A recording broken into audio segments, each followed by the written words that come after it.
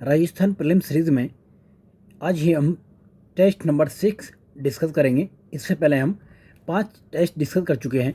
तो आज के टेस्ट में हम देखेंगे इतिहास के तीनों भाग से क्वेश्चन रहेंगे। आपके प्राचीन भारत से, मध्यकालीन भारत से और आधुनिक भारत से क्वेश्चन रहने वाले हैं। तो चलिए स्टार्ट करते हैं। तो अभी भी जिन साथियों ने चैनल को सब्सक्राइब नहीं किया हो, चैनल को सब्सक्राइब करें और साथ ही अपने दोस्तों में लिंक भी शेयर करें। चलिए स्टार्ट करते हैं। पहला ही क्वेश्चन है कि निम्नलिखित में से कलकत्ता अधिवेशन 2020 में रखे गए असहयोग प्रस्ताव का विरोध करने वाले नेता कौन थे?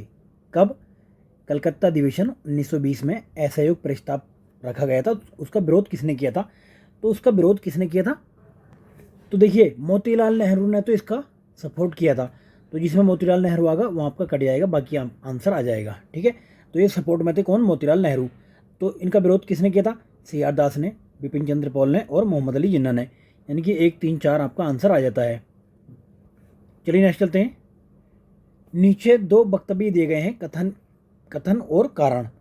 तो पहला कथन है कि 20 अगस्त 1917 को मॉन्टेग्यू ने घोषणा की कि भारत में उत्तरदायी सरकार का क्रमिक विकास करना ब्रिटिश उद्देश्य है। तो ये घोषणा किसने की थी?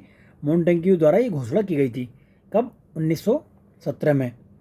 तो कारण था मॉन्टेग्यू घोषणा होम रूल आंदोलन व प्रथम विश्व युद्ध का संक्षेप परिणाम थी। ठीक है ना?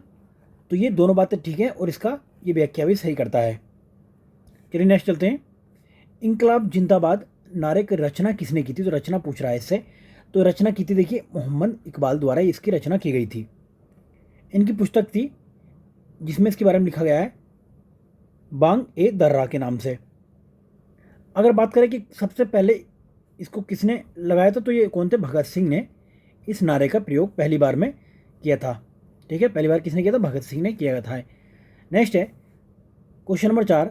सैन्य अवज्ञा जांच समिति 1922 से संबंधित थे कौन कौन? डॉक्टर अंसारी संबंधित थे, राजगोपालाचार्य, कस्तूरी रंगा और विट्ठल पटेल, ये चारों ही इससे संबंधित थे। चलिए नेक्स्ट चलते हैं। और ये अध्यक्ष कौन थे इसके? तो इसके अध्यक्ष थे सैन्य अवज्ञा जांच समिति के अध्यक्ष कौन थे? अध्यक्ष थे हकीम अजमल खां। और प्रतिवेदन किसने दिया था? प्रतिवेदन तैयार किया था मोतीलाल नेहरू द्वारा। नेक्स्ट क्वेश्चन है, इसमें असुमेलित बताना है कौन सा असुमेलित है। तो आपने देखा होगा कि मद्रास स्वराज पार्टी, तो ये किसने बनाई थी? ये सत्य मूर्ति थे। दूसरा है स्वतंत्र कांग्रेस पार्टी, तो लाला लाजपत राय द्वारा। तीसरा है इंडियन पार्टी, यानी कि ये मोतीलाल नेहरू द्वारा। चौथा है नेशनल लिबरल फेडरेशन, ये गोपाल कृष्ण गोखले ये नहीं थे। तो किसने बनाई थी? सुरेंद्र नाथ बनर्जी ने बनाई थी। तो आपको ये चारों पता होने चाहिए, क्योंकि हो सकता है कि एग्जामिनर इस टाइप का क्वेश्चन पूछ रहे हैं और आप कन्फ्यूज हो जाएं फिर बाद में। तो इसका आंसर कौन सा असुमेलित यानी कौन सा गलत है? यही गलत है। तो ये किसने बनाई थी? ये सुरेंद्र नाथ बनर्जी ने बनाई थी। तो आपका आंसर आया था मतलब पहला, यानी कि चौथा स्टेटमेंट इसमें गलत है। चलिए नेक्स्ट है झंडा सत्याग्रह 1923 से संबंधित निम्नलिखित कथनों पर विचार कीजिए। तो कौन सा कथन सही है आपको ये बताना है। तो यह सत्याग्रह परिवर्तनवादियों ने नागपुर में चलाया था। तो ये किसने चलाया था? ये अपरिवर्तनवादियों ने चलाया था।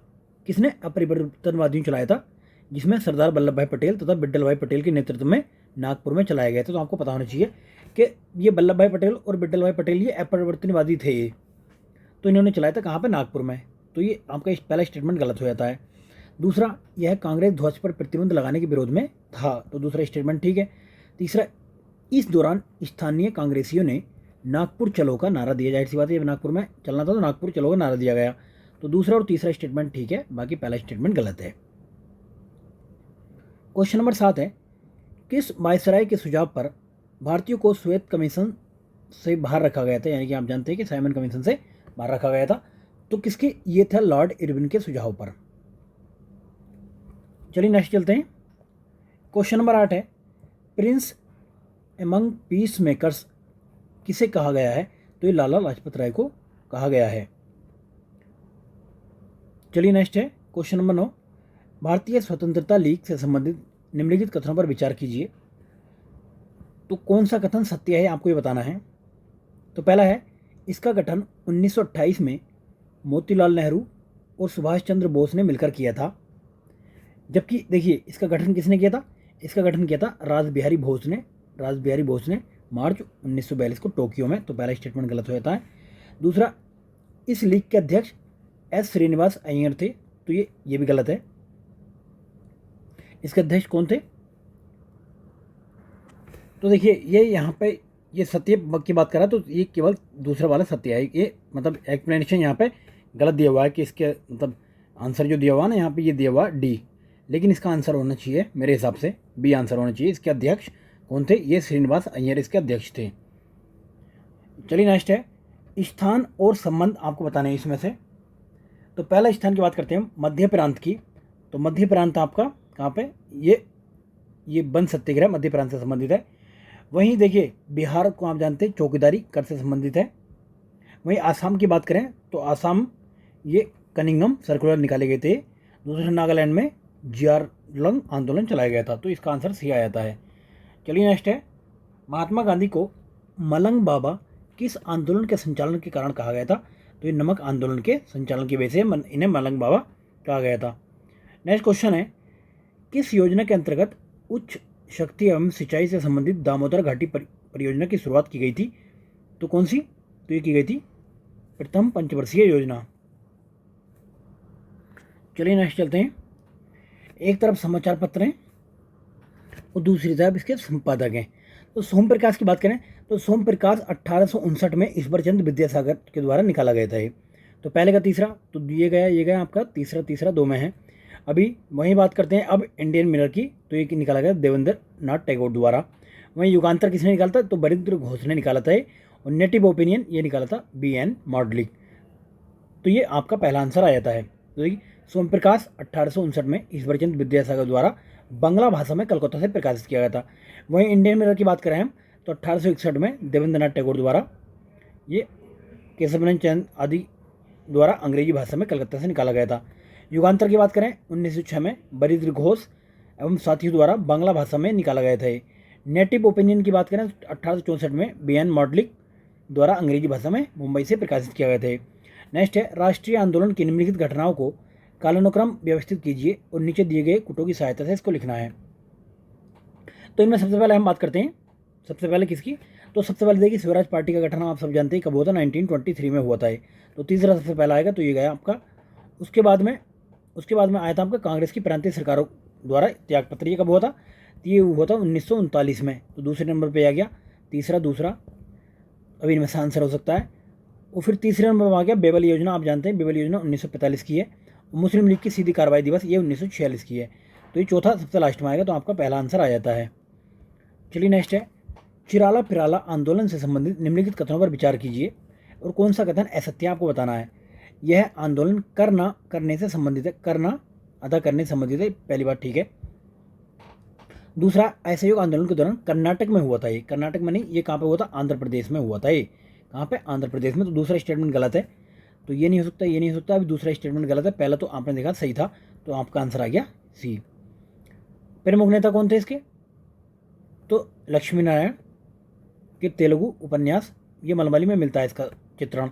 और प्रमुख नेता कौन थे? दुग्गिराला गोपाल कृष्णैया। चलिए नेक्स्ट है सूची 1 को सूची 2 से मिलाना है। तो डॉक्टर भीमराव अम्बेडकर, तो इनकी पुस्तक का नाम क्या था? कि पाकिस्तान और द पार्टीशन ऑफ इंडिया। तो इनकी पुस्तक का नाम था। वहीं देखिए आप किसकी जानते हैं? तो मौलाना अबुल कलाम आज़ाद की इंडिया विंस फ्रीडम जानते हैं आप। राजेंद्र प्रसाद की ये जानते हैं इंडिया डिवाइडेड। तो अगर ये पकड़ लेते हैं आप, और ये इंडिया एंड इंडियन पिलग्रिम्स ये सुभाष चंद्र बोस की हो गई। तो आपका आंसर आ गया ये बी। तो इंडिया डिवाइडेड देखिए राजेंद्र प्रसाद 1946 में, India wins freedom Maulana Abul Kalam ये 1959 में, एंड इंडियन पिलग्राम सुभाष चंद्र बोस 1937। चलिए नेक्स्ट चलते हैं कौन सा कथन असत्य है इसको बताना है आप। तो पहला स्टेटमेंट है बनारस में सेंट्रल हिंदू कॉलेज की स्थापना एनी बेसेंट द्वारा की गई थी। ये बात ठीक है, गलत नहीं है, ये बात ठीक है। भारत में होम रूल आंदोलन का श्रेय एनी बेसेंट को जाता है, ये बात भी ठीक है। तो इनमें से कोई भी गलत नहीं है, यानी कि दोनों बातें ठीक है। चलिए नेक्स्ट चलते हैं बनारस में सेंट्रल हिंदू कॉलेज की स्थापना एनी बेसेंट द्वारा 1898 में की गई थी। एनी बेसेंट एक आयरिश महिला थी जिन्होंने आयरलैंड के होम रूल आंदोलन से प्रेरित होकर 1914 में भारत में होम रूल आंदोलन की शुरुआत की थी। नेक्स्ट क्वेश्चन है, स्वामी विवेकानंद से संबंधित निम्नलिखित कथनों पर विचार कीजिए। पहला स्टेटमेंट है, उन्होंने न्यूयॉर्क में वेदांत सोसाइटी की स्थापना की। किसकी? वेदांत सोसाइटी की स्थापना की। सुभाष चंद्र बोस ने इन्हें आधुनिक राष्ट्रीय आंदोलन का आध्यात्मिक पिता कहा था। तीसरा है, रविंद्रनाथ टैगोर ने इन्हें सृजन की प्रतिमा कहा था। तो ये तीनों बातें ठीक हैं। चलिए नेक्स्ट है, एक चीज़ और कि इन्होंने स्वामी विवेकानंद ने 1893 में विश्व धर्म सम्मेलन में भाग लिया था। कहाँ पे? शिकागो यानी कि अमेरिका में। उसके बाद ये 1894 में क्या हुआ था? न्यूयॉर्क शहर में वेदांत सोसाइटी की स्थापना की थी। नेक्स्ट है, IISc बेंगलोर से संबंधित निम्नलिखित कथनों पर विचार कीजिए और कौन सा कथन असत्य है आपको ये बताना है। तो पहला स्टेटमेंट है, यह 1919 में CB रमन के प्रयासों से स्थापित हुआ था। तो ये बात गलत है। तो ये किसके? जमशेद टाटा के प्रयासों से 1909 में ये भारतीय विज्ञान संस्थान बेंगलुरु में स्थापित किया गया था। यहाँ पे कौन है? CB रमन देखा, तो पहला स्टेटमेंट गलत है। इसके प्रथम भारतीय निदेशक जमशेद जी टाटा थे, तो ये भी गलत है। प्रथम वैज्ञानिक कौन थे? सर CB रमन IIS के पहले भारतीय निदेशक थे। तो इनमें दोनों बातें गलत हैं। क्लियर है? चलिए नेक्स्ट चलते हैं। इन कोसपार से संबंधित निम्नलिखित कथनों पर परीक्षण करते हुए असत्य को बताना है। तो इसकी स्थापना 1962 में हुई थी, ये बात ठीक है। अध्यक्ष प्रथम कौन थे? डॉक्टर होमे जहांगीर बाबा इसके अध्यक्ष नहीं थे, विक्रम साराभाई इसके अध्यक्ष थे। दूसरा स्टेटमेंट गलत है। नेक्स्ट है, असुमेलित युग्म को आपको बताना है कौन सा इसमें से गलत है। तो पहला स्टेटमेंट है कि केंद्रीय खाद्य प्रौद्योगिकी अनुसंधान कहाँ पर? ये मैसूर में है। सेंट्रल ड्रग यानी कि औषधीय रिसर्च संस्थान ये लखनऊ में है। नेशनल मेट्रोलॉजिकल लेबोरेटरी ये पुणे में नहीं है, तो यही गलत है। और बाकी केंद्रीय गिलास एवं सिरेमिक अनुसंधान ये कोलकाता में। तो ये नेशनल मोटोलॉजिकल लेबोरेटरी कहाँ पे है? तो ये आपकी है, ये मतलब झारखंड में है। झारखंड में है ये। क्लियर है? झारखंड में किस जगह है? तो ये झारखंड में है आपके जमशेदपुर में, झारखंड में 1950 में बनी थी ये। कौन सा असुमेलित है आपको ये बताना है। तो पहला आप जानते हैं कि भिलाई जो है छत्तीसगढ़ में है, सोवियत संघ के सहयोग से बना था ये। दूसरा, राउरकेला आप जानते हैं कि उड़ीसा में है और ये जर्मनी के सहयोग से बना था। दुर्गापुर पश्चिम बंगाल में ये ग्रेट ब्रिटेन के सहयोग से बना था। यानी कि इनमें से कोई भी बात गलत नहीं है, यानी कि सारी बातें ठीक हैं। भिलाई आप जानते हैं छत्तीसगढ़ में 1955 में बना। दुर्गापुर पश्चिम बंगाल में 1959 में ब्रिटेन के सहयोग से बना। राउरकेला आप जानते हैं उड़ीसा में 1959 में जर्मनी के सहयोग से बना। चलिए नेक्स्ट है, मोंटेग्यू चेम्सफोर्ड अधिनियम 1919 के प्रावधानों में निम्नलिखित में से कौन सा विकल्प सही नहीं है आपको बताना है। तो पहला है, यह एक उच्चायुक्त की नियुक्ति की गई जिसमें का मुख्यालय भारत में था। तो मुख्यालय कहाँ पर था? लंदन में था। ये पहला स्टेटमेंट ही गलत है, तो आगे भी पढ़ने की जरूरत नहीं है, फिर भी नॉलेज के लिए पढ़ लें कि गवर्नर जनरल की परिषद में 3/8 सदस्य भारतीय होने का प्रावधान था। ये बात ठीक है। एंग्लो इंडियन का पृथक निर्वाचन का अधिकार दिया गया था। ये बात भी ठीक है। प्रांतों में द्वैत शासन स्थापित किया गया था। ये बात भी ठीक है। तो यानी पहला स्टेटमेंट गलत है। नेक्स्ट है, बॉम्बे योजना संबंधित है किससे? आर्थिक विकास से संबंधित है। कौन सी? बॉम्बे योजना। कब आई थी? 1944 में आई थी। भारत के 8 बड़े उद्योगपतियों ने आर्थिक विकास का एक दस्तावेज तैयार किया था, जिसे बॉम्बे योजना के नाम से जाना जाता है। नेक्स्ट है, कौन सा युग्म सही सुमेलित नहीं है, इसको बताना है। प्रार्थना समाज आप जानते हैं महादेव गोविंद रनाडे का है। ये बेस समाज की बात करते हैं तो ये आत्माराम पांडुरंग का नहीं है। बेस समाज किसका है? ये सीतरालू नायडू व शिवनाथ मुदलियार का है। धर्म सभा राधाकांत देव है और ये सत्यशोधक समाज ज्योतिबा फूले। नेक्स्ट क्वेश्चन है, केशव चंद्र सेन के संदर्भ में कथनों पर सत्यता की जांच करनी है। कौन सा कथन सही है? तो पहला स्टेटमेंट है, भारतीय ब्राह्मण समाज का गठन किया था किसने? केशव चंद्र सेन ने। दूसरा है, मैत्री संघ की स्थापना की थी। ये बात भी ठीक है। तीसरा, बाल विवाह को सैद्धांतिक रूप से गलत मानकर भी व्यावहारिक रूप से नहीं अपनाया था इन्होंने। चौथा है, इंडियन मिरर समाचार पत्र प्रकाशित किया था किसने? ये केशव चंद्र सेन ने। तो ये बात ठीक है। चारों बातें इनमें से ठीक हैं।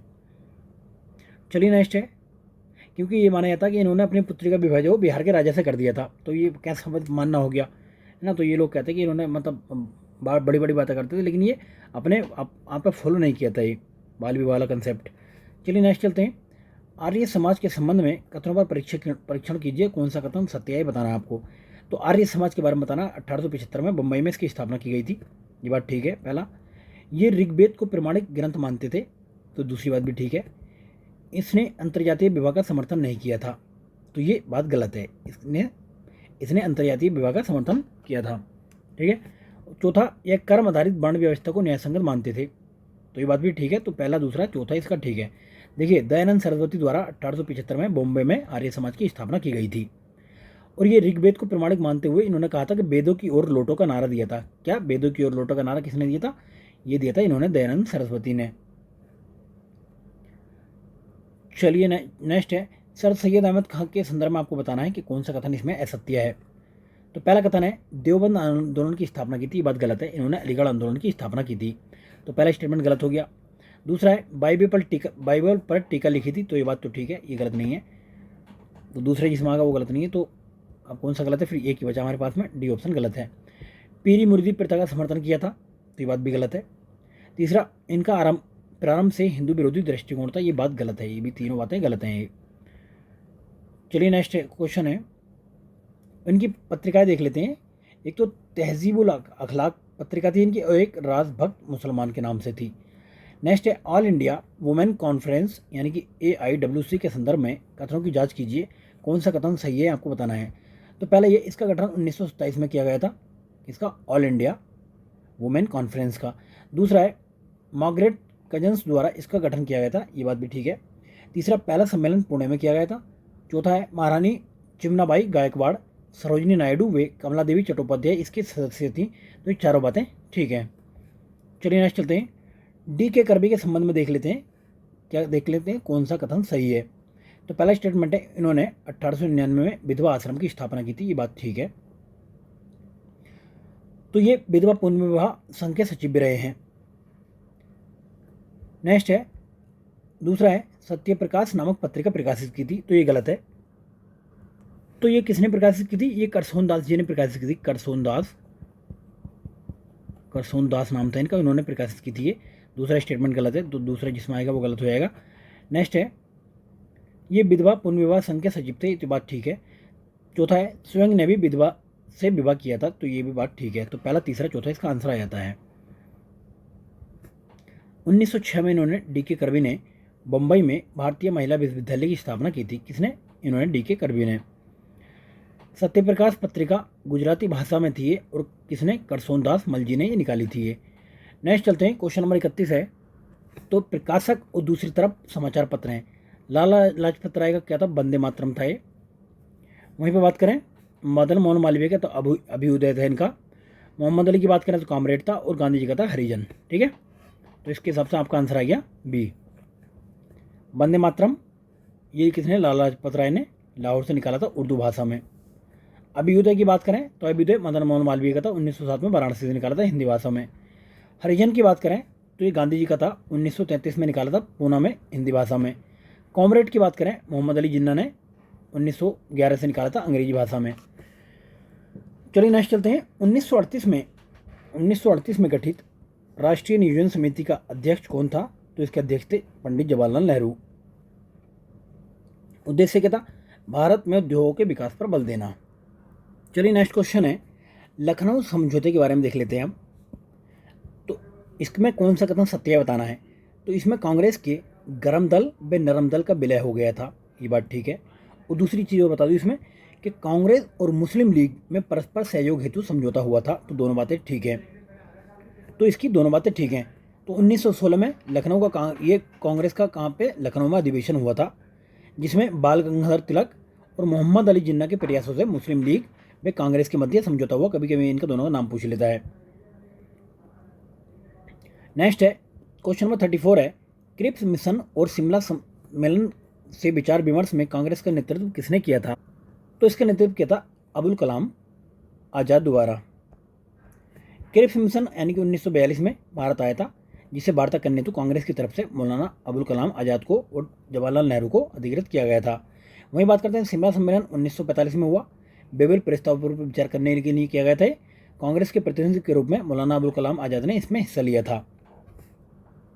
चलिए नेक्स्ट क्वेश्चन है, क्वेश्चन नंबर 35, कौन सा अधिनियम गैंगिंग एक्ट के नाम से जाना जाता है? तो कौन सा है? Vernacular press act ganging act के नाम से जाना जाता है।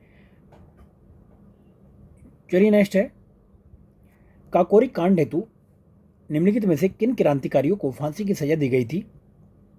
तो कौन कौन से क्रांतिकारी थे? एक तो राम प्रसाद बिस्मिल थे, उसके बाद में आपके अशफाकुल्लाह खां थे और रोशन सिंह थे, और ये प्रफुल्ल चाकी नहीं थे, एक और थे, यानी कि ट्रिपल आर और ए, मतलब ये 4 लोग थे। ठीक है, तो इसका आंसर हो गया आपका डी। तो ये देखिए, रिपब्लिकेशन यानी कि हिंदुस्तान रिपब्लिकेशन एसोसिएशन ने 9 अगस्त 1925 को कहाँ पे, काकोरी उत्तर प्रदेश में सरकारी खजाना ले जा रही ट्रेन को लूट लिया था। तो जिनमें से राम प्रसाद बिस्मिल हो गए आपके, अशफाकुल्ला खां, रोशन सिंह और राजेंद्र लाड़ी, यानी 3 आर और प्लस 1 ए। तो इन्हें 1927 में फांसी दे दी गई थी इन्हें। जबकि बात करें हम प्रफुल्ल चाकी और खुदीराम बोस की, इन्होंने 1908 में अंग्रेज न्यायाधीश किंग्सफोर्ड की हत्या का प्रयास किया था, जिसके स्थान पर मतलब जिसको मारना चाहते थे वो नहीं मारा था। अब इसके वजह से हुआ क्या था कि प्रफुल्ल चाकी ने तो पुलिस से बचने के लिए अपने आप आत्महत्या कर ली थी और खुदीराम बोस को फांसी दे दी गई थी इसमें। इसे मुजफ्फरपुर कांड के नाम से भी जाना जाता है। चलिए नेक्स्ट है, अहमदाबाद अधिवेशन 1921 के समय कार्यकारी अध्यक्ष किसे बनाया गया था? तो ये हकीम अजमल खां को कार्यकारी अध्यक्ष बनाया गया था। चलिए नेक्स्ट चलते हैं, भारत के राष्ट्रीय गीत वंदे मातरम को पहली बार कांग्रेस के किस अधिवेशन में तथा कब गाया गया था? तो कलकत्ता अधिवेशन था और 1896 में गाया गया था। चलिए नेक्स्ट है, भारत का पहला समाचार पत्र कौन सा था? तो ये था बंगाल गजट, जिसको जेम्स ऑगस्टस हिक्की द्वारा निकाला गया था। कब? 1780 में। नेक्स्ट है, कौन सा कथन ये सत्य है, इस पर विचार करना है। तो पहले ही है, सुभाष चंद्र बोस ने अंडमान में निकोबार द्वीप को क्रम से शहीद वे स्वराज नाम दिए, पहला स्टेटमेंट। दूसरा, सुभाष चंद्र बोस की मृत्यु 1945 में जापान में हुई। तो ये पहला स्टेटमेंट ठीक है। दूसरा मतलब इनकी मृत्यु के बारे में बताते हैं कि इनकी मृत्यु ताइवान में हुई है हवाई दुर्घटना की वजह से। चलिए नेक्स्ट है, एक तरफ विभाग है, दूसरी तरफ इसके मतलब काल की स्थापना किसके टाइम पे कौन सा बना था? तो अब बात करते हैं दीवाने अर्ज। तो बलबन के टाइम का ही सैन्य विभाग है, किसके टाइम का? बलबन के टाइम का है। एक का चौथा देखिए एक में ही, तो इससे आप पकड़ सकते थे इसको। तो किसके टाइम का है? ये बलबन के टाइम का दीवाने अर्ज बलबन द्वारा स्थापित सैन्य विभाग है। कहीं पूछ लेता आपसे किस टाइप का विभाग है, तो सैन्य विभाग है। वहीं बात करते हैं दीवाने वकूफ़, तो ये जलालुद्दीन खिलजी के टाइम का है दीवाने वकूफ़। तो इसका बी का तीसरा आ गया आपका। ये व्यय संबंधित मामले देखता था। कैसे? जो व्यय संबंधित मामले थे वो देखता था। अब तीसरी बात करते हैं दीवाने रियासत। तो दीवाने रियासत किसके टाइम का? ये अलाउद्दीन खिलजी के टाइम का है।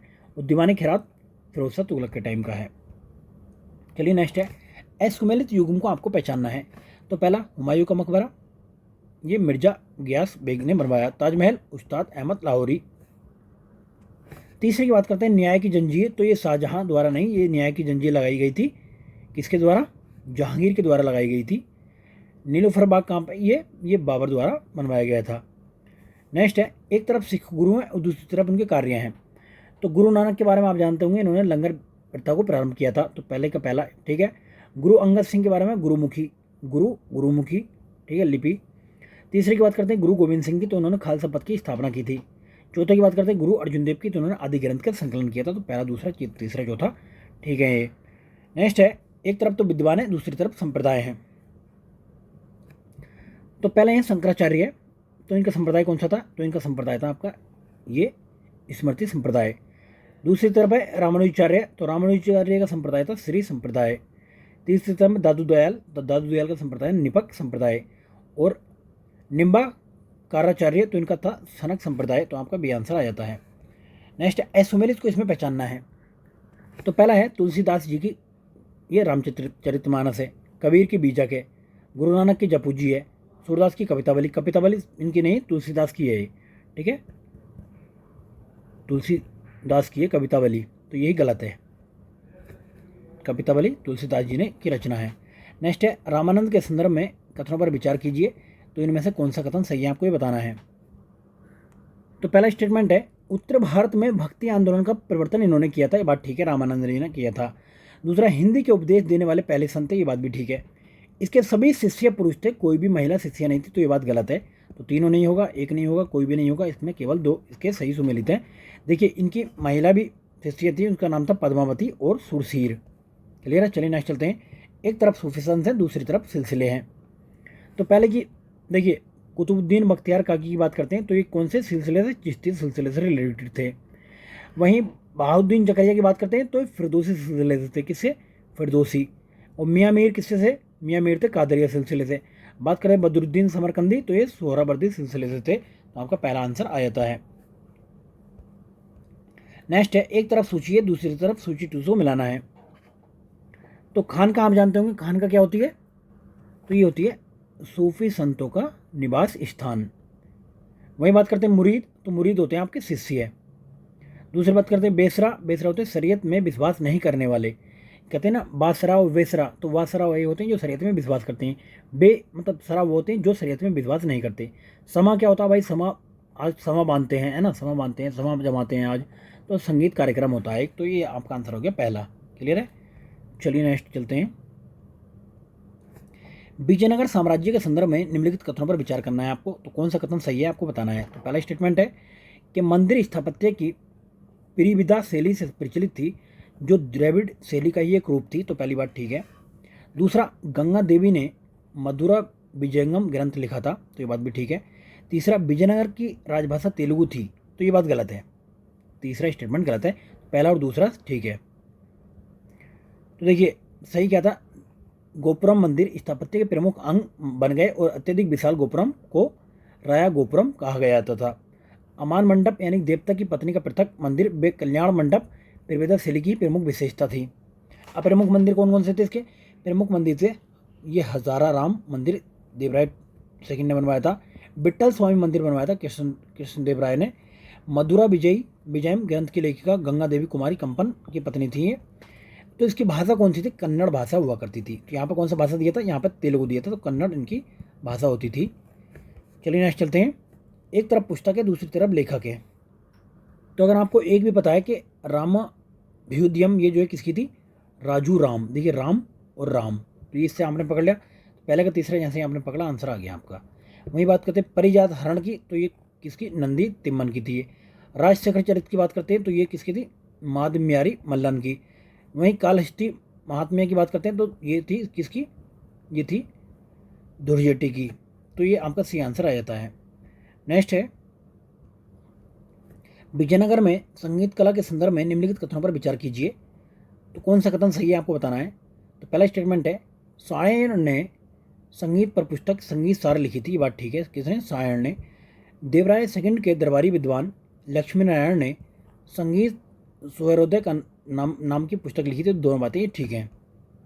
नेक्स्ट है, लेपाक्षी मंदिर के संदर्भ में निम्नलिखित कथनों पर विचार करना है। कौन सा कथन सही है बताना है। यहाँ नंदी की सबसे बड़ी एकात्मक प्रतिमा है। क्लियर है? पहला स्टेटमेंट। दूसरा, इस मंदिर की चित्रकला यानी कि लेपाक्षी चित्रकला विजयनगर साम्राज्य से संबंधित है। दूसरी स्टेटमेंट में ठीक है। तीसरा, इस मंदिर के प्रशस्तर स्तंभों से संगीत में स्वर निकलते हैं। तो ये गलत है, तीसरा स्टेटमेंट गलत, पहला और दूसरा इसमें ठीक है। चलिए नेक्स्ट चलते हैं। क्वेश्चन नंबर 53 है, अकबर द्वारा दिए गए निम्न कार्यों को कालानुक्रम लगाना है, इसमें से कौन सा कब किया गया था। तो सबसे पहले देखिए अकबर ने क्या किया था, सबसे पहले जजिया कर की समाप्ति की थी। कब? 1562 में की थी ये, तो पहले ये आ गया। तीसरा, उसके बाद में इबादत खाने की स्थापना 75 में, आप सबको पता है इबादत खाना कब? 1575 में बना था ये। उसके बाद में क्या किया था? मेजर की ये घोषणा की थी कब? 1579 में, यानी कि 79। उसके बाद में दीन इलाही की स्थापना 1582 में की गई थी। ये दीन इलाही सबसे बाद में किया गया था ये, ठीक है। तो ये आपका आंसर आ जाता है डी। चलिए नेक्स्ट है, औरंगजेब को किन किन क्षेत्रीय शक्तियों का सामना करना पड़ा है। तो कौन कौन सी? मराठा, राजपूत, सतनामी, जाट, सिख, अफगान, यानी कि सबका सामना करना पड़ा है। तो एक तरफ शासक हैं, दूसरी तरफ मनसबदारी की प्रमुख विशेषताएं हैं। तो पहला, अकबर ने मनसबदारों की श्रेणियां बनाई थी। तो जिसमें कौन कौन सी श्रेणियां थी? अकबर के समय मनसबदारों को जात भेद सवार के रूप में आधार पर 3 श्रेणियों में विभाजन किया गया था। प्रथम श्रेणी में क्या होते थे? मनसबदार, जात व सवार की संख्या समान होती थी।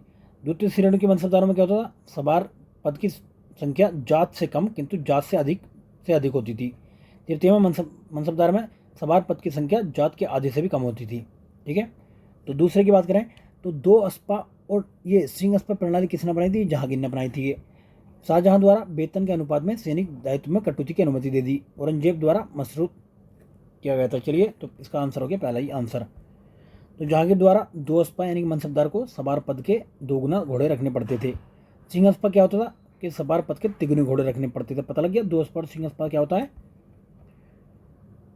तो नेक्स्ट है, शाहजहां द्वारा हासिल दामी यानी वास्तविक लगान वसूली में जमा दामी निर्धारित भू राजस्व में आय अंतर के समाधान हेतु एक व्यवस्था लागू की गई थी। इसके लिए उसके अनुपात में जागीरों की व्यवस्था की गई औरंगजेब द्वारा मशरूत व्यवस्था यानी कि युद्ध के समय सवार पद में अस्थायी वृद्धि के लिए ये मशरूत व्यवस्था लाई गई थी। अब नेक्स्ट देखते हैं क्वेश्चन नंबर 56। एक तरफ अभिलेख है, दूसरी तरफ उल्लेख। तो आपने देखा होगा बोग द कोई में वैदिक देवताओं को उल्लेख किया गया है। वहीं पे बात करते हैं बेसनर। बेसनर में किसका? बेसनर में मेंशन किया गया भागवत धर्म के बारे में। एहोल अभिलेख में क्या है? एहोल अभिलेख में क्या? महाभारत का युद्ध। और सबसे इंपॉर्टेंट है एरण में क्या है? सती प्रथा का उल्लेख किया गया है। तो एरण का ऐसे जैसे आपको पता लगता है आप आंसर इजीली निकाल सकते थे। चलिए नेक्स्ट अब देखते हैं इसका एक्सप्लेनेशन। बोगजा कोई अभिलेख जो है एशिया माइनर यानी तुर्की से मिला है। इसमें इंद्र, मित्र, वरुण, ये नासत्य जैसे वैदिक देवताओं को उल्लेख मिलता है। दूसरा है कि बेसनर अभिलेख, इसमें हेलियोडोरस का गरुण स्तंभ लेख भी कहा जाता है इसको। यह भागवत धर्म का प्रथम अभिलेख का साक्ष्य है। एहोल अभिलेख की बात करते हैं तो चालुक्य शासक पुलकेशिन द्वितीय का अभिलेख है। रविकीर्ति इसकी कालिदास भारवी महाभारत युद्ध में सभी काली का विवरण मिलता है। एरण अभिलेख की बात करते हैं गुप्त शासक भानुगुप्त का अभिलेख है। इसमें सर्वप्रथम सती प्रथा का साक्ष्य मिला है। इसको इंपॉर्टेंट है, इसको नोट कर लें आप। नेक्स्ट, एक तरफ तो चित्रकार दे रखे हैं, दूसरी तरफ प्रमुख विशेषताएं चित्र दे रखे हैं। तो पहले ही इसमें बसावन, तो बसावन का क्या था? इन्होंने घोड़े के साथ ये मजनू का चित्र बनाया था। दूसरा बात करते हैं हम उस्ताद मंसूर, तो उस्ताद मंसूर ने साइबेरिया सारा का चित्र बनाया था। अबुल हसन की बात कर लेते हैं, अबुल हसन ने असंख्य गिलहरियों का चित्र बनाया था। दौलत की बात कर लेते हैं, दौलत ने किया था छवि चित्रण में निपुण थे दौलत। अब बात करते हैं अकबर के समय उत्कृष्ट चित्रकार थे कौन? ये बसावन। जबकि उस्ताद मंसूर, अब्दुल हसन, दौलत ये जहांगीर के समय के चित्रकार थे। इनके आपको नाम पता होना चाहिए कौन से किस टाइम थे। नेक्स्ट है ध्रुपद गायकी के विकास में सबसे ज़्यादा योगदान किस संगीतकार का था? तो इनका था तानसेन का। नेक्स्ट है कौन सी विशेषताएं हुमायूं के मकबरे से संबंधित हैं? तो पहला चारबाग शैली, दूसरा सम्मिति और तीसरा लाल बलुआ पत्थरों का प्रयोग। पितरा दुरा नहीं थी ये, तो पहला दूसरा तीसरा ठीक है। पितरा दुरा का आप पहली बार प्रयोग देखेंगे तो इत्माउद्दौला के मकबरे में किया गया है जो जहांगीर कालीन है। नेक्स्ट है जहांगीर ने नादिर उल असर की उपाधि किसे दी थी? इंपॉर्टेंट है, तो ये दी थी उस्ताद मंसूर को। क्या? नादिर उल असर की उपाधि। चलिए नेक्स्ट है नीचे दिए गए सातवाहन शासकों का सही कालानुक्रम लिखना है। तो कौन कौन सा है बताना है आपको। तो सबसे पहले कौन आए थे? सबसे पहले सिमुक आए थे, यानी कि सातवाहन का संस्थापक था कौन? सिमुक। तो सबसे पहले आए, तो चौथा जिसमें आएगा वही आपका आंसर है। उसके बाद में सतकर्णी आए, इसके बाद सतकर्णी तथा गौतमीपुत्र सतकर्णी आए थे। उसके बाद में फिर आपके आए गौतमीपुत्र सतकर्णी, फिर वशिष्ठ, ये श्री पुलु मावी आए। चलिए नेक्स्ट है एलोरा के स्थापत्य के संदर्भ में निम्नलिखित कथनों में कौन सा सत्य है आपको बताना है। तो पहला स्टेटमेंट है कि यहाँ कुल 34 शैलकृत गुफाएं मिली हैं। दूसरा स्टेटमेंट है यहाँ की गुफाएं बुद्धा, हिंदू तथा जैन धर्म से संबंधित हैं। और तीसरा है विख्यात कैलाश मंदिर की गुफा संख्या 10 है। तो यानी कि ये स्टेटमेंट गलत है। तो इनकी गुफा संख्या कैलाश मंदिर की कितनी है? 16 नंबर की है। तो तीसरा जिसमें आएगा आपका वो आंसर नहीं होगा। पहला और दूसरा आपने देख लिया। उसके बाद में यहाँ स्थित बादामी के चालुक्य एवं राष्ट्रकूट युगीन थे, तो ये बात भी ठीक है। प्रसिद्ध कैलाश मंदिर कृष्णा प्रथम ने बनवाया था, तो ये बात भी ठीक है। नेक्स्ट है कौन सा युग्म सही सुमेलित नहीं है? पहला है कि मिलन द्वारा ये विक्रम माँ देव चरित्र लिखी गई है। दूसरा जनक द्वारा पृथ्वीराज विजयी, पृथ्वीराज रासो अलग है, पृथ्वीराज विजय अलग है, तो ये जनक द्वारा लिखी गई है। तीसरे की बात करते हैं बागपतिराज, ये गौंड बाहों के द्वारा लिखी गई है। भास की बात करते हैं तो ये अवंती सुंदरी कथा भास ने लिखी है। ये किसने लिखी? दंडिन ने लिखी है, दंडिन। क्लियर है? तो ये अभी संति सुंदरम कथा संस्कृत भाषा में दंडिन द्वारा लिखित है। भास द्वारा कौन सी है? स्वपन बास बदुदता नाटक लिखा गया है। नेक्स्ट है अधोलिखित कलाकृतियों में से कौन सी मोहनजोदड़ो से प्राप्त नहीं हुई है? तो बलुआ पत्थर का पुरुष धड़ मोहनजोदड़ो से प्राप्त नहीं हुआ है। चलिए नेक्स्ट है सूची 1 को सूची 2 से मिलाना है। तो पहला है इसमें मुगद। तो मुगद किसको कहते थे? तो मुगद कहते थे आपके मूंग को। मूंग देख, मूंग है ना, तो मैसी आप पकड़ लोगे। वही बात करते हैं ब्रीही, तो ब्रीही कहते थे आपके चावल को। अब बात करते हैं आपके इक्षु। इक्षु यानी ईख, इसका ये परिभाषित, तो आपने देखा होगा इक्षु ईख को कहते हैं गन्ना। और आपका यव देखा होगा, यव आपको जो को कहते हैं, तो इसका चौथा आंसर ठीक है। चलिए नेक्स्ट चलते हैं। कौन सा सही सुमेलित नहीं है आपको ये बताना है। त्रिपिटक जो है बुद्ध धर्म के प्राचीनतम ग्रंथ है, ये बात ठीक है। अभिधम पिटक में मूलतः उन्हीं विषयों पर चर्चा मिलती है जिन विषयों पर सुत पिटक में मिलती है, ये बात भी ठीक है। तीसरा, विनय पिटक में बुद्ध की शिक्षाओं में अंतर्निहित दार्शनिक अवधारणाओं का संकलन है, ये बात जो है पूरी गलत है, ठीक है। तो इसमें क्या है, इसमें जो है मतलब बुद्ध भिक्षुओं की नियमावली में आचार विचार का उल्लेख किया गया है, ठीक है, तो ये गलत है। चलिए नेक्स्ट है, पल्लव वस्तु के विषय में निम्नलिखित में से कौन सा कथन सही है आपको ये बताना है। तो पहला स्टेटमेंट है, पल्लव वस्तु कला के अवशेष मामल्लपुरम से प्राप्त हुए हैं, पहली बात ठीक है। पल्लव वस्तु कला के अवशेषों में गुहा मंदिर, एकाश मंदिर वे संरचनात्मक मंदिर सम्मिलित हैं, दूसरा ठीक है। पल्लव मंदिर अजंता व एलोरा के मंदिरों की तुलना में छोटे वे कम जटिल हैं, तीसरा भी ठीक है। चौथा है, पल्लव कालीन 9 रथ मंदिर मिले हैं जिनमें 6 पास बने रथ मंदिर पांडवों व उनकी पत्नी के हैं। तो टोटल रथ में कितने मिले, 8 मिले, यहाँ पर 9 कर दिया, बस छोटा सा अंतर था, बाकी आपके 3 स्टेटमेंट ठीक है। नेक्स्ट है, निम्नलिखित में से कौन से तत्व विजयनगर के साम्राज्य के विकसित चरण के मंदिरों में देखे जा सकते हैं। तो कौन कौन से, गोपुरम देखे जा सकते हैं, कल्याण मंडप देखे जा सकते हैं, अलंकृत स्तंभ छतें देखी जा सकती हैं, स्तंभों के नीचे करंट सज्जा देखी जा सकती है, यानी कि चारों बातें ये देखी जा सकती हैं। नेक्स्ट है, सुमेलित कीजिए नीचे दिए गए विकल्पों का सही उत्तर बताना है आपको। तो पहला ही है, 8वां शिलालेख यानी कि बोध गया की संबोधित यात्रा के बारे में बताता है। रूमा नदी अभिलेख जो कर मुक्ति के बारे में बताता है। कंधार शिलालेख ये लेख जो अरमैक भाषा में है। और सारनाथ अशोक बुद्ध धर्म के संरक्षक के रूप में बताता है। तो इसमें पहला, दूसरा, तीसरा, चौथा आपका आंसर आ जाता है। देखिए, रोमनदई अभिलेख ये स्तंभ लेख में जो है कर को 1/6 से घटाकर 1/8 करना का उल्लेख मिलता है। दूसरा, कंधार लेख में ग्रीक तथा अरमैक लिपि का उपयोग किया गया है। तीसरा, सारनाथ लेख में अशोक बौद्ध संघ में फूट डालने का प्रयास करने वाले को जेल में डालने की चेतावनी देते हैं। नेक्स्ट है, सर्वप्रथम किसने चारों वर्णों के कर्तव्यों का उल्लेख मिलता है। तो किसमें मिलता है, ऐतरेय ब्राह्मण में मिलता है। नेक्स्ट है, सिंधु घाटी सभ्यता स्थल और खननकर्ता कौन कौन थे। तो पहले का देख लेते हैं। लोथल का किसने, रंगनाथ राव ने कराया था। धौलावीरा का रविंद्र सिंह बिष्ट ने। चनौदड़ो का एन जी मजूमदार। राग की घड़ी अमरेंद्र नाथ। तो इसमें सारे ही ठीक हैं। लोथल का खनन कब होता, रंगनाथ राव द्वारा 1957 में किया गया था। धौलावीरा का किसने किया था, रविंद्रनाथ बिष्ट 1991। चनौदड़ो का एन जी मजूमदार 1931। राग की घड़ी का अमरेंद्र नाथ 1996-97। चलिए नेक्स्ट है, सिंधु घाटी सभ्यता के संदर्भ में निम्नलिखित कथनों पर विचार करना है। कौन सा कथन सत्य है आपको बताना है। तो पहला स्टेटमेंट है, इस सारगोन अभिलेख में इस सभ्यता को मेलुहा के नाम से जाना जाता है। तो पहली बात ठीक है। दूसरा, इस सभ्यता के लोग कर्म और पुनर्जन्म की अवधारणा में विश्वास नहीं करते थे, ये बात गलत है, इसमें विश्वास करते थे। नेक्स्ट है, इनकी लिपि चित्रात्मक थी जो दाएं से बाएं लिखी जाती, तो ये बात भी ठीक है। तो पहला और तीसरा स्टेटमेंट इसमें ठीक है। तो ये देखिए, ये लोग सिंधु घाटी के लोग जो है कर्म और पुनर्जन्म की अवधारणा में विश्वास करते थे। नेक्स्ट है, अजीबक संप्रदाय के संबंध में आपको बताना है कि कौन सा कथन जो है सही है। तो पहला है, इसकी स्थापना मखलीपुत गोसाल ने की थी। किसकी, अजीबक संप्रदाय की।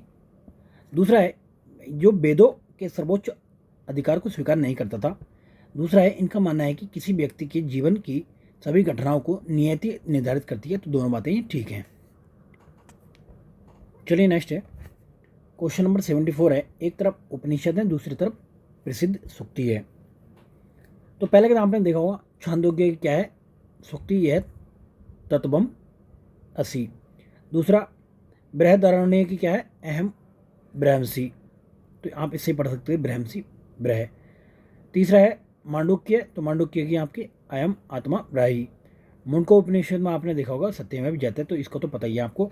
अगर आप इसको पकड़ लेते तो आप इसका आंसर इजीली निकाल सकते थे। नेक्स्ट क्वेश्चन है, अनेकांतवाद जैन धर्म का दार्शनिक सिद्धांत है। तो पहली बात ठीक है। दूसरा, ये अनित्यवाद बौद्ध धर्म का दार्शनिक सिद्धांत है। दोनों बातें ठीक हैं। नेक्स्ट है, जैन धर्म के संबंध में निम्नलिखित कथनों पर विचार कीजिए और कौन सा कथन इसमें गलत है ये बताना है।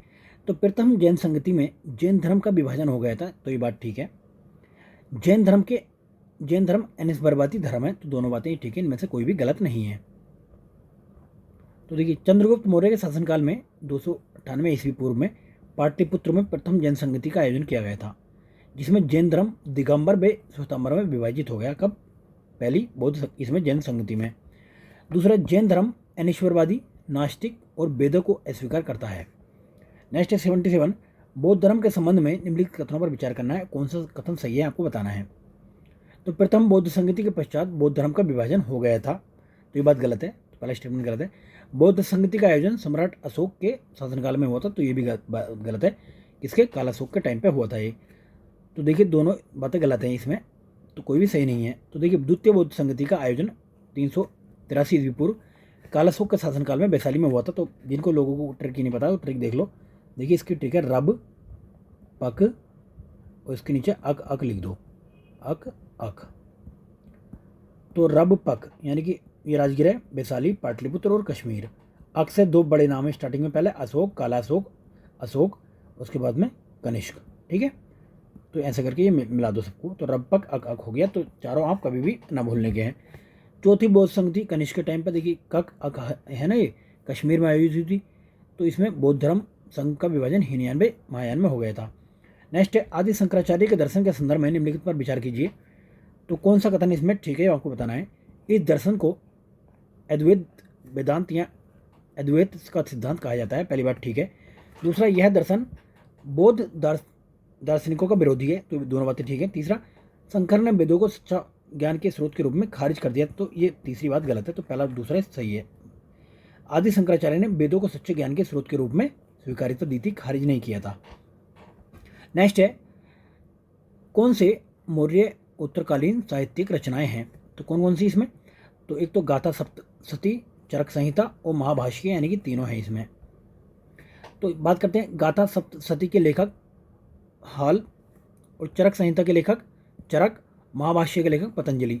तो इसके हो गए हाल लेखक, इसके चरक संहिता के हो गए चरक और महाभाष्य के हो गए पतंजलि। चलिए नेक्स्ट चलते हैं। सातवाहन वंश के संबंध में निम्नलिखित कथनों पर विचार करना, कौन सा कथन सत्य है, इसको आप जरूर पढ़ लिया करें। तो पहला है इन्होंने सोने के सिक्के जारी किए थे, ये बात गलत है। इनके सिक्के जो होते थे शीशे में प्रोटीन के सिक्के होते थे इनके, तो पहला स्टेटमेंट गलत हुआ। तो पहले स्टेटमेंट में आपको दो स्टेटमेंट चले गए। इन्होंने ब्राह्मणों को भूमिदान की प्रथा आरंभ की थी, ये बात मोस्ट इंपॉर्टेंट है इसके लिए। तीसरा, इनके शासनकाल में स्त्रियों की सामाजिक स्थिति उत्तम थी, तभी इनके नाम रखे जाते हैं, तो महिलाओं के नाम पर ही होते हैं, तो ये तीसरा आपका सही हो गया। तो इन्होंने ब्राह्मणों को भूमिदान देना शुरू किया था, इनके नाम माताओं के गोत्र के नाम पर रखे जाते हैं, भी मैंने बताया, जैसे कि तत्कालीन समाज मात्रात्मक समाज था इनका। नेक्स्ट है किस पाल शासक ने विक्रमशिला विश्वविद्यालय की स्थापना की थी, तो आप जानते हैं धर्मपाल ने की थी ये। नेक्स्ट है गुप्त साम्राज्य के संबंध में निम्नलिखित कथनों पर विचार कीजिए और कौन सा कथन सही है आपको ये बताना है। पहला स्टेटमेंट है इलाहाबाद शिलालेख के अनुसार समुद्रगुप्त कभी किसी युद्ध में पराजित नहीं हुआ था, इसमें कुछ ऐसा लिखा गया है। तो दूसरा है चंद्रगुप्त प्रथम के शासनकाल के दौरान चीनी तीर्थयात्री फाहियान ने भारत की यात्रा की थी, तो ये गलत है। तो ये किसके टाइम पे आया था? द्वितीय के टाइम पे आया था, चंद्रगुप्त प्रथम नहीं, सेकंड के टाइम पे ये आया था। तीसरा देखते हैं रेशम, कपास, मसाले, औषधि, बहुल्य रत्न, मोती, बहुल्य धातुएं, इस्पात का निर्यात समुद्री द्वारा किया जाता था, तो अधिकतर ऐसे जनरल स्टेटमेंट से ठीक होते हैं। तो ये चंद्रगुप्त द्वितीय के टाइम पे आया था ये। नेक्स्ट है निम्नलिखित शासकों में से कौन जैन धर्म के संरक्षक थे? तो बिंदुसार को आप जानते हैं अजीबक धर्म को संरक्षण दिया था इसने, अजीबक धर्म को संरक्षण दिया था, तो ये बात तो गलत होगी, तो ये गलत हो गया, ये गलत हो गया, ये गलत हो गया। दूसरा तीसरा आपका आंसर आ गया खारवेल और चंद्रगुप्त मौर्य। तो बिंदुसार ने कौन से आजीवक संप्रदाय को संरक्षण दिया था? चंद्रगुप्त मौर्य व खारवेल ने जैन धर्म को संरक्षण दिया था। चंद्रगुप्त मौर्य ने प्रथम जैन संगति का आयोजन कराया था। नेक्स्ट है गुप्तकालीन बराह अवतार की मूर्ति कहाँ से प्राप्त हुई है? तो ये प्राप्त हुई है उदयगिरी से, उदयगिरी विदिशा के गुहा मंदिर से बराह अवतार की मूर्ति प्राप्त हुई है। यह गुहा मंदिर चंद्रगुप्त विक्रमादित्य के सेनापति बेरसेन ने बनवाया था। नेक्स्ट चलते हैं कंधार हानि मुगल साम्राज्य के किस दृष्टिकोण से बड़ा झटका था? तो मतलब ये रणनीतिक गण।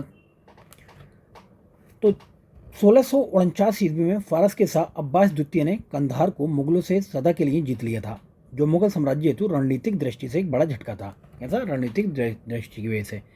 नेक्स्ट है संगम साहित्य और रचयिता आपको बताने कौन कौन से हैं। तो पहला आपने देखा होगा कि शिल्पद्दिकारम, तो ये किसने ये लिखी थी? इलांगो अदिगल द्वारा। दूसरा देख लेते हैं, दूसरा आपका मणि मेखले, तो मणि मेखले किसके द्वारा लिखी गई थी? ये लिखी गई थी आपकी सीता लेस तनाड़ द्वारा। वहीं बात करते हैं जीवक चिंतामणि द्वारा, जीवक चिंतामणि, तो ये लिखी गई थी तिरुतक तेवर द्वारा। कुरल की बात करें तो तिरुवल्लुर द्वारा लिखी गई थी ये। तो दूसरा आंसर आ जाता है इसका। नेक्स्ट 87 है, सुमेलित करना है आपको। तो पहले ये बाघभट्ट, तो ये औषधि संबंधित। भास्कर द्वितीय, भास्कर द्वितीय ज्यामिति गणना संबंधित। और पिंगल की बात करें आप तो पिंगल ये छंद से संबंधित। पाणिनि, पाणिनि व्याकरण। चौथा इसमें पहला इसका आंसर सही है। शून्य की खोज किसने की थी? तो ये खोज की गई थी आर्यभट्ट द्वारा। आर्यभट्ट पहले व्यक्ति जिन्होंने शून्य की खोज की थी, हम अभी तक ऐसे ही मानते आ रहे हैं। चलिए नेक्स्ट है, कितने युग्म सही से मिले थे आपको ये बताना है। तो पहला स्टेटमेंट देखते हैं, कोरलनाथ मंदिर परानातक प्रथम ने बनवाया था। बृहदेश्वर मंदिर कुलतोंग ने नहीं, ये बनवाया था राजराज प्रथम ने। किसने? राजराज प्रथम ने बृहदेश्वर मंदिर या फिर तंजौर मंदिर का निर्माण चोल शासक ये अरिमोलीवर्मन अथवा राजराज प्रथम ने करवाया था, जो कि एक शिव मंदिर है। ठीक है। तो तीसरा गंगे कोरचुलपुरम, ये द्वारा बनवाया गया था। तो इसमें दो बातें ठीक है। नेक्स्ट है प्रसिद्ध तमिल रामायण जो कि रामावतारम नाम से लिखी गई है, कि रचयिता कौन है? तो कंपन इसके रचयिता हैं। नेक्स्ट बात करते हैं, एक तरफ दर्शन है दूसरी तरफ प्रतिपादक हैं।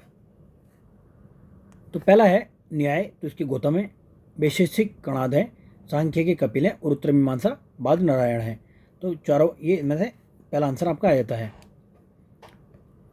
पूर्व मीमांसा की बात करें तो जैमिनी और योग पतंजलि दर्शन है। बौद्ध धर्म में बैसाख पूर्णिमा किन दृष्टियों से पवित्र मानी जाती है? तो क्यों मानी जाती है? बुद्ध का जन्म हुआ था उसी टाइम पे, संबोधित प्राप्ति हुई थी और महापरिनिर्वाण हुआ था, तो इन वजह से ये जो है पवित्र मानी जाती है। चलिए नेक्स्ट देखते हैं, अभिलेख और उनसे संबंधित जानकारी कौन से में दी गई है। तो देखिए जूनागढ़ के अभिलेख में बताया गया है कि आपका सुदर्शन झील के बांध का पुनर्निर्माण किसने कराया है। भीतरी अभिलेख में बताया गया है कि पुष्यमित्र और हुंडो के साथ स्कंदरगुप्त का युद्ध। तीसरे महरौली अभिलेख में चंद्र का नाम का उल्लेख किया गया और इंद्र ताम्रपत्र में तेलियों की श्रेणी द्वारा सूर्य मंदिर को दान देना, तो ये बताया गया है। चलिए नेक्स्ट है, ग्रामीण स्थानीय प्रशासन का विस्तृत विवरण किस अभिलेख में मिलता है? तो मिलता है उत्तर मैरूर में। नेक्स्ट क्वेश्चन है, असत्य आपको कथन बताना है कि कनिष्क बौद्ध धर्म की हीनयान शाखा का अनुयायी था। हीनयान का नहीं था, ये महायान शाखा के अनुयायी थे। तो पहला स्टेटमेंट गलत है। दूसरा, नागार्जुन की पुस्तक मध्यायिका कोरिका है, तो ये बात ठीक है, इनकी पुस्तक का नाम मध्यायिक कोरिका है। तीसरा, बिम कटफिसिस ने अपने सिक्कों पर त्रिशूल, नंदी और डमरू के चित्रों का अंकन किया, तो ये बात ठीक है। तो पहला इसमें गलत है। नेक्स्ट चलते हैं, चंद्रगुप्त द्वितीय के दरबार में नवरत्नों में कौन कौन सम्मिलित था? तो कौन थे इसमें? कालिदास थे, तो ये आपका ये नहीं होगा है। दूसरे की बात करें हम, इसमें दूसरे अमर सिंह थे, अमर सिंह थे, तो ये इनमें से कोई सा नहीं होने का, आपका आंसर ही आ जाता है। ठीक है। तो बाकी आप देख लो, धर्मंत्री भी थे इसमें और ये ब्रह्मगीर भी थे, ब्रह्मगीर। चलिए नेक्स्ट चलते हैं। अब इसमें सत्य कथन आपको बताना है। तो पहला है, पल्लव काल में आलवार और नयनार संतों ने भक्ति आंदोलन प्रारंभ किया था, ये बात ठीक है। दूसरा, नरसिम्ह वर्मन प्रथम ने बातापिकोंड की उपाधि धारण की थी, दूसरी बात ठीक है। तीसरा, पल्लव शासकों की राजधानी कौंचीपुरम थी, तो ये बात भी ठीक है, यानी कि तीनों बातें ठीक हैं। नेक्स्ट है, उपरोक्त में से कौन सा कथन सत्य है आपको बताना है। जैन साहित्य की मुख्य भाषा प्राकृत है, ये बात ठीक है। दूसरा है, गाथा सप्तशती प्राकृतिक भाषा की प्रमुख रचनाओं में से एक है, तो ये दोनों बातें ठीक हैं। नेक्स्ट है, कथन एक, यानी 11वीं शताब्दी के अंत तक नालंदा महाविहार का पतन हो गया था, तो ये बात ठीक है, क्योंकि नालंदा बिहार को राजकीय परिचय मिलना बंद हो गया था, तो ये भी एक अच्छी ठीक है। लेकिन इस पर हुआ क्या था कि यहाँ पे कुछ आक्रमण हुए थे, जिनकी वजह से ये इसका धीरे धीरे पूरा पतन हो गया था। हर्षवर्धन के पश्चात बुद्ध धर्म को राजकीय संरक्षण मिलना बंद हो गया था। राजपूत काल में ब्राह्मण धर्म की राजकीय संरक्षण मिला था इसको। नेक्स्ट है, विष्णु के 10 अवतारों का उल्लेख मिलता है, कहाँ पे मिलता है? ये मिलता है मत्स्य पुराण में। अब देखिए इसमें आपको त्रिभुजों की संख्या बतानी है, तो आप निकाल कर देख लो। इसमें त्रिभुजों की संख्या है आपकी 17। ये मैथ और रीजनिंग के हमारी दूसरी टीम कराएगी, लेकिन फिलहाल हम जीएस का करा देते हैं आपको। नेक्स्ट है, निम्नलिखित आकृति में से कितने त्रिकोण हैं? तो त्रिकोण कितने हैं इसमें? 9 त्रिकोण हैं। निम्नलिखित आकृतियों में कितने त्रिकोण हैं? तो इसमें 14 त्रिकोण हैं। अब सारे त्रिकोण भर दिए इसमें, तो इसमें भी 14, ये 14 त्रिकोण है। कितने त्रिकोण हैं? तो 24 त्रिकोण है। इसमें भी त्रिकोण बता दो। वर्गों की संख्या बतानी है, इसमें 14 हैं। इसमें आयतों की संख्या बतानी है, 18 हैं। इसको सरल कीजिए। आकृति कितनी सरल रेखाएं हैं इसमें, तो बताना है 18 सरल रेखाएं हैं। यहाँ आकृति में कितने घन हैं, तो घन है इसमें 20। 100 अंकों के गणित के ऊपर, गणित के पेपर है स्कूल के 10वीं कक्षा के 30 छात्रों का अंक प्राप्त कर, तो बताना है इसमें क्या आंसर है इसका। इसका आंसर है 59.3। इसका आंसर है आपका बी। 113 का आंसर आपका ए। 114 का आंसर आपका सी। 115 का आंसर आपका सी। 116 का आंसर आपका ए। 117 का सी आंसर है। 118 का सी है। 119 का आंसर बी है। 120 का आंसर आपका ए है। चलिए 121 से फिर स्टार्ट करते हैं। निम्नलिखित कथनों पर विचार कीजिए और कौन सा कथन सत्य है आपको बताना है। 2011 की जनगणना के अनुसार राजस्थान की कुल आबादी में शहरी संख्या की हिस्सेदारी का प्रतिशत भारत की कुल आबादी में शहरी संख्या की हिस्सेदारी के प्रतिशत से अधिक है, तो ये बात तो गलत है। दूसरा, 2011 की जनगणना के अनुसार राजस्थान के शहरी क्षेत्रों में लिंगानुपात 914 है, तो दूसरी बात ठीक है। क्लियर है। देखिए राजस्थान में जो शहरी आबादी है वो कितनी है, 24.87 है। और भारत में अगर देखा जाए तो शहरी आबादी कितनी है, 31.14। अगर 2021 की बात करें तो 26 है यहाँ पे और वहाँ पे 34 भारत में। और शहरी क्षेत्रों में लिंगानुपात कितना, 914 है। चलिए नेक्स्ट है, राजस्थान में सर्वाधिक शहरी लिंगानुपात वाला जिला कौन सा है, तो ये टोंक जिला है, सबसे ज़्यादा शहरी लिंगानुपात वाला जिला। नेक्स्ट है, राजस्थान का न्यूनतम शहरी बाल लिंगानुपात वाला जिला कौन सा, तो ये धौलपुर है। धौलपुर, उसके बाद गंगानगर है, फिर दौसा है। राजस्थान में शहरी क्षेत्र के लिए साक्षरता 2011 में इतनी परसेंट थी, तो ये बात ठीक है। डूंगरपुर राजस्थान का सबसे कम शहरी जनसंख्या वाला शहर है, तो ये बात गलत है। कौन सा है, बांसवाड़ा है वो। नेक्स्ट है, राजस्थान में प्रतिशत के आधार पर सबसे बड़ा शहरीकृत जिला कौन सा है, तो ये कोटा सबसे ज़्यादा शहरीकृत है। कोटा की आबादी कितनी शहरीकृत है, 60.3। उसके बाद 1, इसके इधर 52। और ये केवल मतलब 50 से ज़्यादा दो ही हैं, कोटा और जयपुर। भारत के कुल ग्रामीण व शहरी प्रवासियों की संख्या में राजस्थान के प्रवासियों का प्रतिशत कितना है जनगणना के अनुसार, तो कितना, 4% है। 2011 की जनगणना के अनुसार राजस्थान में झुग्गियों में रहने वालों की आबादी कितनी है, तो यह है 20,68,000। राजस्थान में विकास प्राधिकरण तथा शहरी विकास न्यासों की संख्या क्रम से कितनी है, 3 और 14। नेक्स्ट है, जयपुर मेट्रो रेल परियोजना फेज 1D कहाँ से कहाँ तक प्रस्तावित है, तो ये आपकी मानसरोवर से बाईपास अजमेर रोड तक प्रस्तावित है। नेक्स्ट है, इंदिरा गांधी रसोई योजना के शुभारंभ के समय कितने नगरीय निकायों में कितनी इंदिरा रसोइयाँ शुरू की गई थी, तो ये की गई थी आपके 13 नगर निकायों में 358 इंदिरा रसोइयाँ। नेक्स्ट है, ग्लोबल जेंडर गैप रिपोर्ट 2023 के संदर्भ में विचार करना आपको, कौन सा कथन ठीक है। तो पहला स्टेटमेंट है, यह विश्व बैंक द्वारा प्रकाशित की जाती है, ये बात गलत है, WEF द्वारा प्रकाशित की जाती है। दूसरा, यह रिपोर्ट 4 आयामों शिक्षा का अवसर, स्वास्थ्य, आर्थिक भागीदारी, राजनीतिक सशक्तिकरण के आधार पर प्रकाशित की जाती है। भारत का 127वां स्थान है, इसको भी आप नोट कर लें। तो 2 बातें इसमें ठीक है, बाकी एक बात गलत है। किसके द्वारा, देखिए 70वीं रिपोर्ट है, विश्व आर्थिक मंच द्वारा। प्रथम स्थान पर आइलैंड है। भारत का स्थान 0.643 स्कोर के साथ में 127वां है। आपको आधार पता लग गया होगा, शिक्षा के अवसर, स्वास्थ्य, आर्थिक भागीदारी और राजनीतिक सशक्तिकरण के आयामों में शामिल है इसमें। नेक्स्ट, हाल ही में ग्लोबल लिबिलिटी इंडेक्स का प्रकाशन किस संस्था द्वारा किया गया है, तो ये किया गया है इकोनॉमिस्ट इंटेलिजेंस यूनिट द्वारा। चलिए नेक्स्ट चलते हैं। अब इसमें देखिए वियना शीर्ष पर है और सबसे नीचे है सीरिया का दमिश्क। दिल्ली की 141वां स्थान है, चेन्नई का 144वां। नेक्स्ट है, राष्ट्रीय संस्थागत रैंकिंग फ्रेमवर्क में किस संस्थान को शीर्ष स्थान प्राप्त हुआ, तो IIT मद्रास को मिला है। नेक्स्ट है, किस देश के साथ भारत ने जेट इंजन निर्माण हेतु समझौता किया, तो अमेरिका के साथ में समझौता किया गया है। कौन सी कंपनी द्वारा, भारत ये हिंदुस्तान एरोनॉटिक्स लिमिटेड द्वारा और अमेरिकी कंपनी JE एरोस्पेस द्वारा। किस टीम ने अंडर-20 फुटबॉल विश्व कप जीता है, तो किसने, उरुग्वे ने जीता है। कहाँ पर, अर्जेंटीना में हुआ था। उरुग्वे ने इटली को हराकर ये जीता है। नेक्स्ट है, संस्कृति मंत्रालय ने किस राज्य में खेलो इंडिया जनजातीय व आदिवासी खेलों का आयोजन किया है? तो कहाँ पे? ओडिशा में किया गया है ये। नेक्स्ट क्वेश्चन है, दिवस है और दूसरी तरफ तारीख है, कौन सी दिवस को? योग दिवस आप सब जानते हैं कि 21 जून को मनाया जाता है।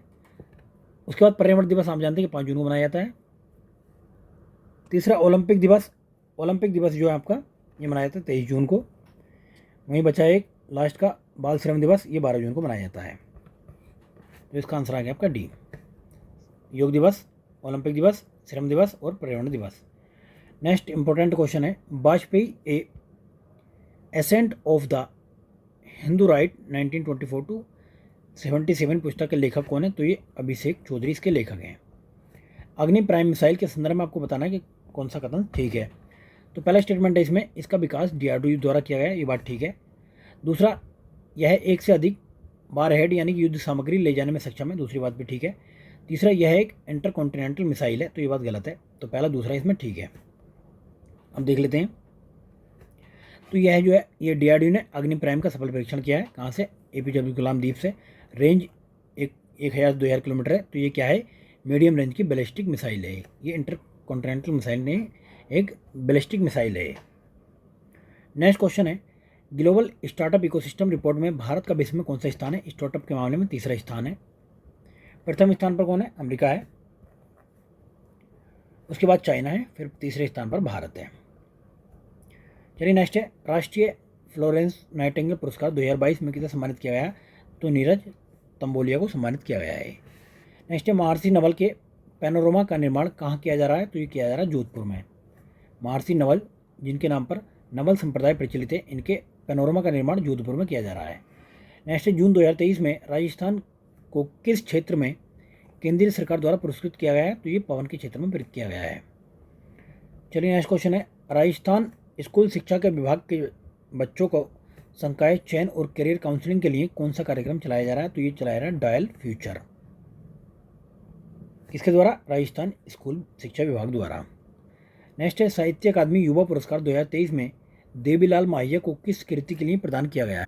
तो इनकी कृति थी अंतास रो ओल्मो। तो किसको? देवीलाल माहिया को दिया गया है। साहित्य अकादमी युवा पुरस्कार 2023 राजस्थानी भाषा में देवीलाल माहिया को अंतारो आलमो यानी कविता संग्रह हेतु साहित्य अकादमी युवा पुरस्कार दिया गया है। तो आप इंपॉर्टेंट है क्योंकि राजस्थानी भाषा में दिया गया है, तो पूछा जा सकता है। वहीं हिंदी भाषा में अतुल कुमार राय को मिला है चांदपुर की चंदा के लिए युवा पुरस्कार है, ध्यान देने की बात है ये। मोहनलाल सुखड़िया विश्वविद्यालय में किस संत पर शोध अध्ययन केंद्र स्थापित किया जा रहा है? तो किस पर? संत पीपा जी पर। तो यह कहाँ पर विश्वविद्यालय? ये उदयपुर में है ये। नेक्स्ट है, एनीमिया के विरुद्ध चलाए जा रहे अभियानों की प्रगति के संदर्भ में किस शीर्ष स्थान प्राप्त हुआ है? तो किससे मिला? ये जयपुर को मिला है। और अंतिम कौन मिला है? अंतिम रहा है डूंगरपुर। नेक्स्ट है, कॉमन एफ्लुएंट ट्रीटमेंट प्लांट का उद्देश्य क्या है? तो इसका उद्देश्य है औद्योगिक क्षेत्र के प्रदूषित पानी की रिसाइकलिंग करना है। नेक्स्ट है, चिकित्सा अधिकारी व शिक्षकों को उच्च अध्ययन के लिए कितने वर्षों का असाधारण अवकाश देना स्वीकृत किया गया है? तो 3 वर्षों का दिया जाएगा ये। नेक्स्ट क्वेश्चन है 150, भारतीय खाद्य सुरक्षा व मानक प्राधिकरण फसाई द्वारा जारी किया गया राज्य खाद्य सुरक्षा सूचकांक में राजस्थान का कौन सा स्थान है? तो राजस्थान का इंपॉर्टेंट 8वां स्थान है ये। और पहले स्थान की बात करें तो केरल का पहला स्थान है। तो देखिए अभी तो हम ये टेस्ट सीरीज डिस्कस कर रहे हैं स्प्रिंग बोर्ड की। 1-2 टेस्ट हमें मिले हैं जो प्रतियोगिता दर्पण, आपने मैगजीन का नाम सुना होगा, उस प्रतियोगिता दर्पण में मैगजीन में अगर पुराने ख्यालात का आपका एग्जामिनर निकला तो हो सकता है कि प्रतियोगिता दर्पण से ही वो अधिकतर क्वेश्चन उठा के रख दे। तो वहाँ से हमें कुछ टेस्ट हाथ लगे तो हम वहाँ से भी वो टेस्ट को डिस्कस करेंगे, तो आप उनको भी अच्छे से देख लीजिएगा, क्योंकि एग्जामिनर के मूड का पता नहीं कहाँ से कौन सा क्वेश्चन उठा के आपके पेपर में रख दे वो। तो चलिए फ्रेंड्स, बहुत बहुत शुक्रिया। अभी जिन दोस्तों ने अभी भी चैनल सब्सक्राइब नहीं किया तो वो चैनल को सब्सक्राइब करें और अपने दोस्तों में लिंक शेयर करें। चलिए बाय बाय।